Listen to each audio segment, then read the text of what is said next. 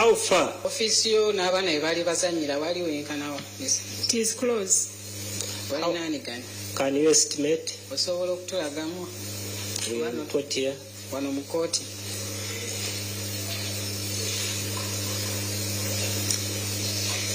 Maybe from here up to the first terrace there. The first terrace around. We can estimate, prosecution and defense and the assessors estimate and let me know. Terraces will stand here. Where the terraces start from?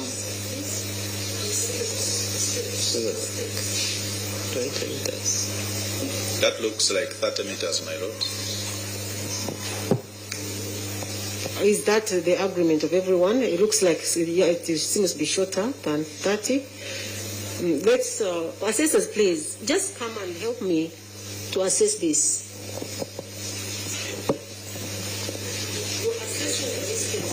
Where she's standing to, and we should all be in a consensus of the distance.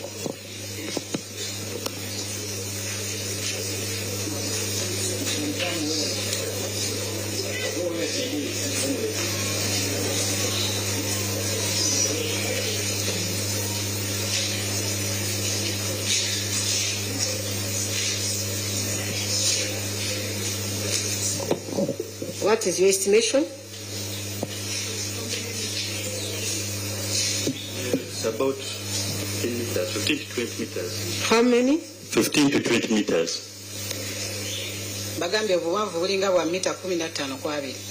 Is that the consensus? Yes? Okay.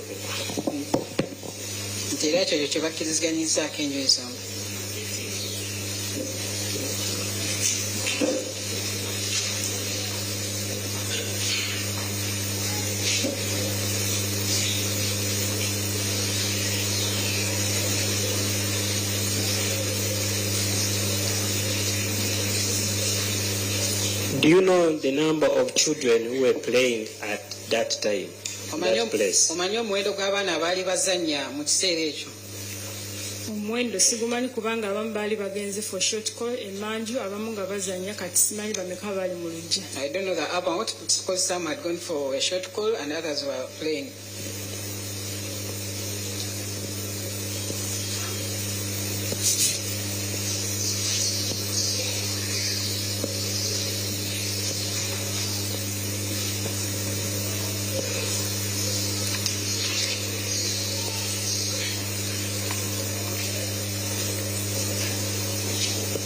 But were they beyond 4?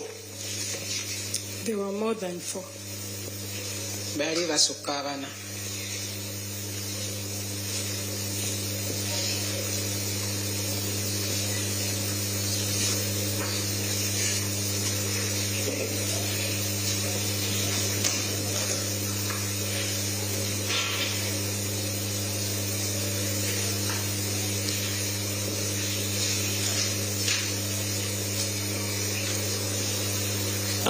When you interacted with this man in the office, together with the headmistress, did you ask him? He was the where, coordinator, not the headmistress. Okay, the coordinator. Did you ask him where he resides? Yatugamba abeera Buziga. He said that he was staying in Buziga.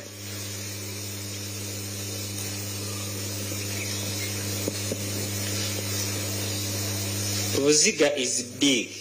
Did he exactly tell you the place? Buziga nene. Yakubulira ddala nkwa we yali avye. No. Nedda.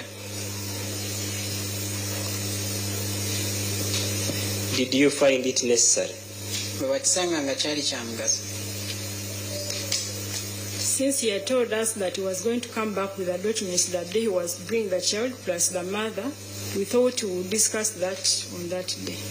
Bakiraba nti baali basobola okuba nga bakinnyonnyola olunaku olwo kuba yali yabagamba ajja kuba nga akoma olunaku olulala ng'aleeta omwana. So the question is, did you find it necessary? Yes. To ask him? Yes. tiyakisanga akyali kya mugaso okubeera nga mpooza.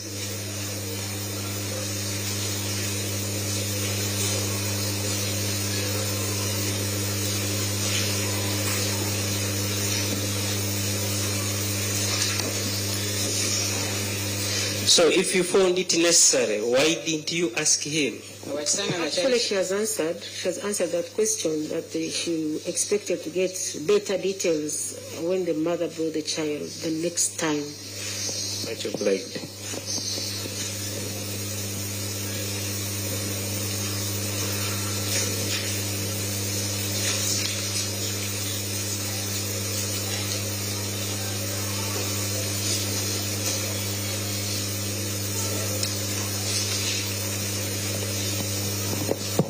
Miss Sarah, is there anything you want to communicate to the court from your client? None, my lord.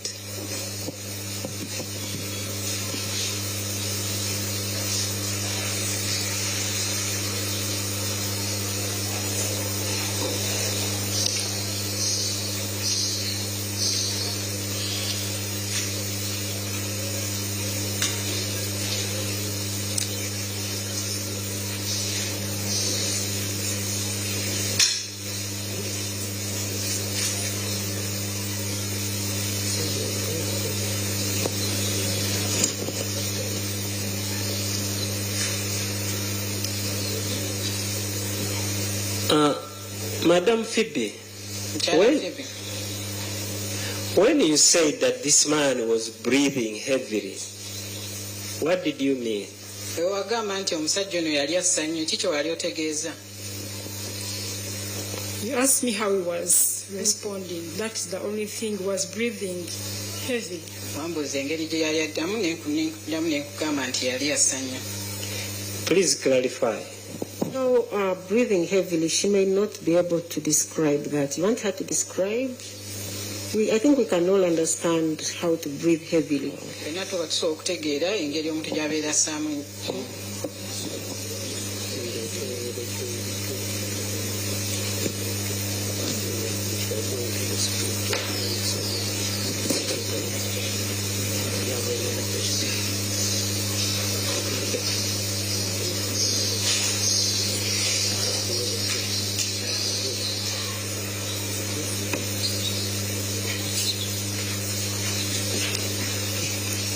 Okay, one last question.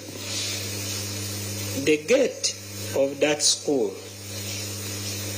and the main road, how far is it? Ekibuuzo ekirala ekisembayo ku gate y'essomero eyo n'ekkubo lyennyini waliwo distance yenkanawa?